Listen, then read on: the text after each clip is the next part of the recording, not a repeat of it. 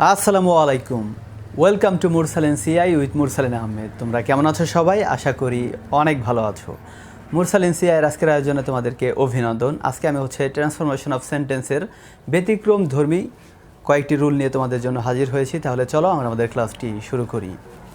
আমরা পূর্বের ভিডিওতে অনলি বা অ্যালোনের ব্যবহার দেখছি। তো আজকে আমরা দেখব অ্যাফার্মেটিভ থেকে নেগেটিভ করার সময় যে হ্যাভ টু বা অলওয়েজ, মাস্ট এগুলো থাকলে কীভাবে এগুলোর ব্যবহার করতে হয়। তো আমরা একটু দেখি, এখানে একটা এক্সাম্পল দিছি আমরা যে we have to finish the work on time. এরকম যদি হ্যাভ টু যুক্ত যদি কোনো বাক্য থাকে আর সেটাকে নেগেটিভ করতে বলে, তো আমরা জানি হ্যাভ টু, মাস্ট বা হ্যাভ টু যদি থাকে, তো এটার পরিবর্তে আমাদের নিতে can not but verb one. কী নিতে হয়?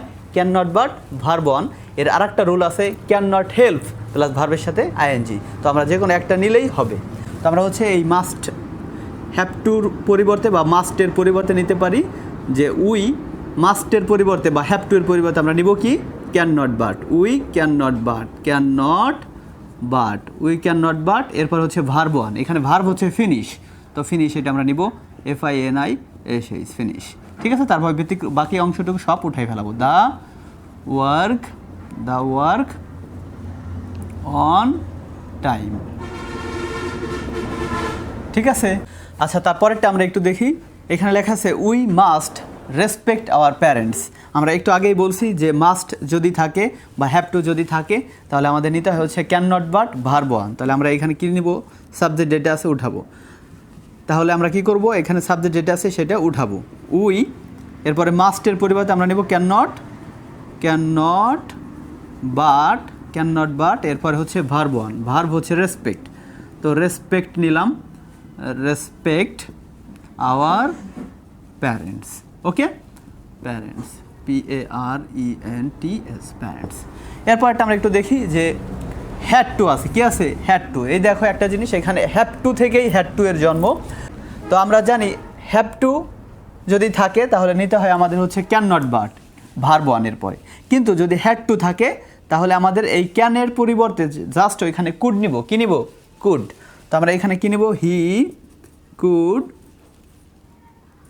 নট। এখানে মানে ক্যানের পরিবর্তে শুধু নিব কুড, আর যা আছে সব বসাবো। Could not but. ওইখানেও বাট ছিল, এইখানেও বাট। এখানে একটা জিনিস খেয়াল করো, শুধু ক্যান ছিল আর সব এখানে রাখছি। দেখো ক্যানের পরিবর্তে শুধু কুড দিছি আর সব রেখে দিছি। মানে মাস্ট বা হ্যাভ টু থাকলে can not but verb one হবে, আর যদি হ্যাড টু থাকে তখন হবে could not but verb one. Okay, তো ভার্ব সার্ভ নিলাম, দেয়ার মিল।